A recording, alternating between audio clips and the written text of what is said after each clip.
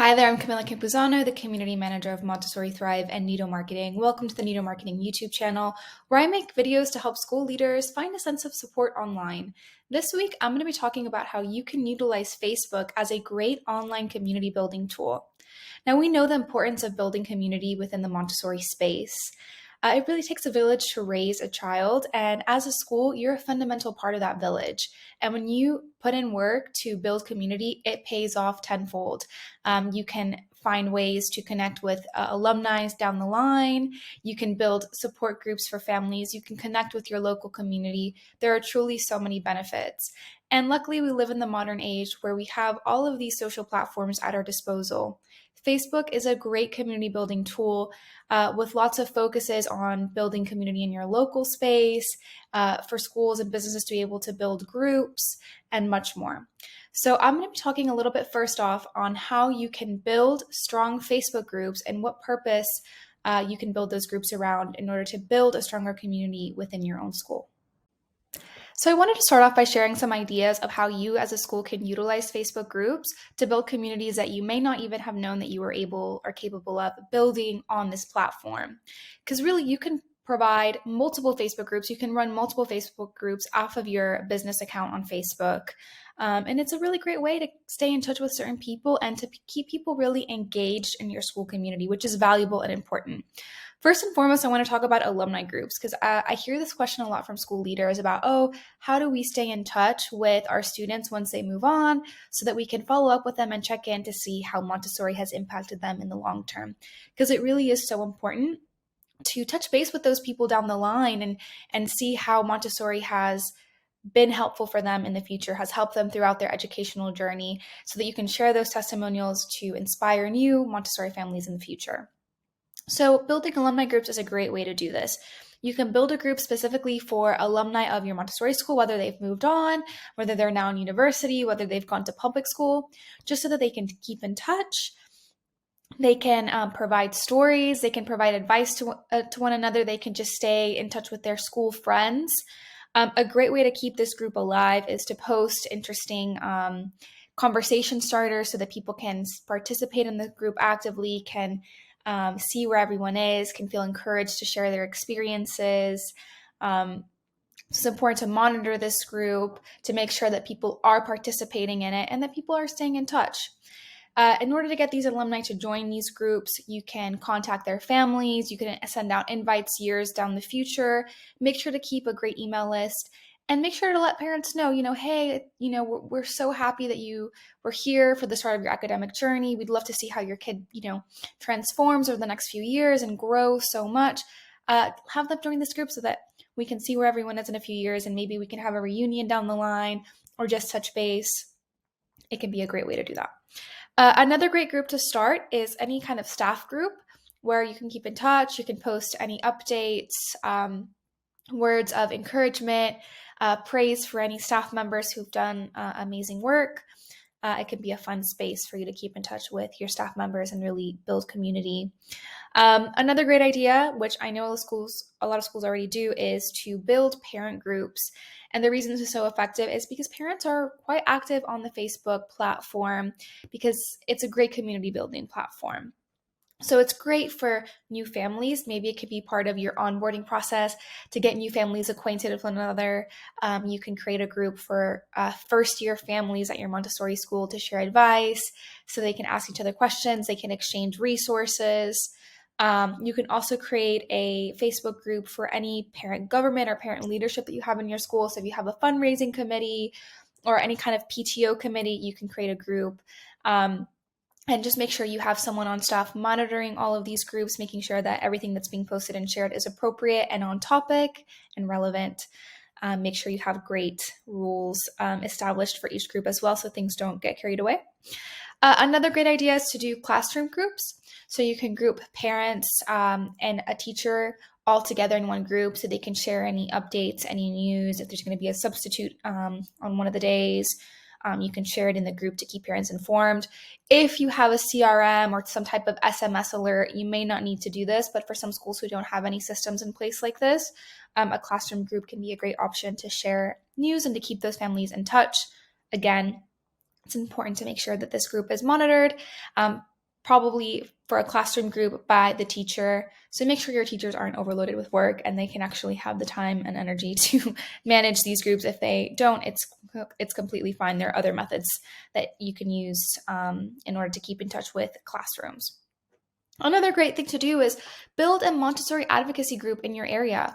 Anyone who's interested in Montessori, whether they want to be a Montessorian in the future, whether they're interested in parenting, workshop support, things like this, build a group that specifically focuses on Montessori in your local area.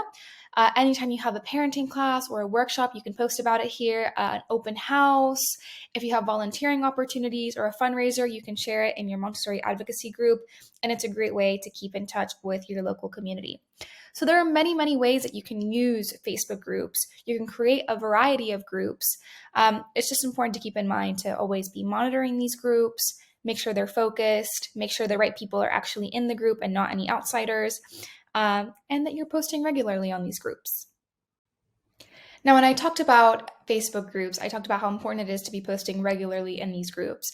And when it comes to any sort of community building online in the digital space, it really depends on posting regularly and staying in touch with your community. So this means you're going to be sharing content on a regular basis across your platforms and your groups. So if you have a parent committee group, make sure you have a leader who is posting about parent committee events, reminders, any documents that need to be completed or turned in. If anybody has any questions, make sure you have maybe a video introduction or a typed up introduction about what the group is, what the purpose of the group is, what's okay to post, what's not okay to post. You really want to make sure the group and community are focused, they're all a part of the same vision, and they want to be an active part of your Montessori community. It can be a really great and powerful tool if carried out correctly. Another thing you want to do if you want to build a strong sense of community on Facebook is to post regularly on your own Facebook business profile, so just your Facebook account. This means sharing any school news, sharing blog posts, any workshops, creating events on Facebook. This is really easy to do. If you have a business account, you can easily create an event and make it public. You can make an online event with the registration link and everything. It's quite simple to do. If you haven't already, I recommend just taking a little tour of your business profile, figuring out how to do an event. It's pretty straightforward. It takes about 2 minutes to put it together. And it's a great way to bring the outside community into your school, to break the ice, to invite members to join you on parenting workshops, on open houses, on fundraisers. So utilize the tools that Facebook has to offer. And the great part is that they're all free tools. So it makes it so much easier for you as a school to have an account, to share things. You don't necessarily have to advertise, although you can pay to advertise specific things such as open houses. But you don't have to. It can be a completely free process to build community on Facebook. Another thing I would encourage school leaders to do is to join Facebook groups that are specifically to help you as a school leader. Now, we know it gets a little bit lonely at the top. You have so much to deal with. You don't always have all the answers. If we've learned anything in the past few years, especially over the COVID period, we've learned that sometimes it's okay to ask for help, to see where other leaders are. And luckily on Facebook, there are so many groups for Montessori school leaders. In the description of this video, I have gone ahead and linked some of my favorite Montessori leadership groups. I recommend you join all of them because you never know what conversation is being had that you might want to be a part of, or you might want to ask a question. I've also linked our own Montessori Thrive / Nido Marketing group, which is a great space for Montessori school leaders to ask questions about marketing, about school leadership, about their school website, about their presence online. So I encourage you to join that. We love and encourage people to ask questions, to connect with one another. It's also great to join an online forum.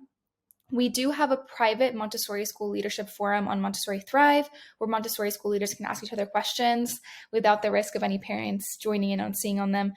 Unfortunately, on Facebook, anyone pretty much can join a Facebook group.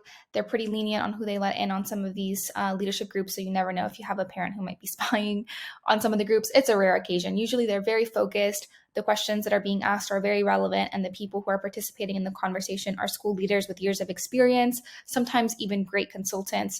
So it's a great space to join in. People in the Montessori space are very, very eager to help. They're kind. So luckily, we live in a community where it's exciting to be a part of it, and we can ask each other questions and we can ask each other for support. Also, I encourage you all to join our town halls. They happen every single week on Thursday throughout the school year. This is a free space that all Montessori leaders are welcome. Every week we talk about a different topic. We invite different speakers to come on board, thought leaders in the Montessori space, consultants to share their experiences about Montessori leadership. So you can ask questions, you can connect with other school leaders. It's an hour every single Thursday from 1:30 to 2:30 p.m. Eastern. They are always free to join, and we encourage you to join the space. It is very much a space for Montessori school leaders to just come together and find support online, because we know it's important to find that. If you have any other community building tips for Facebook or just online in general, please feel free to share in the comments. We love to hear your ideas and suggestions. I'll be back next week with another Montessori marketing video. Until then, have a great week.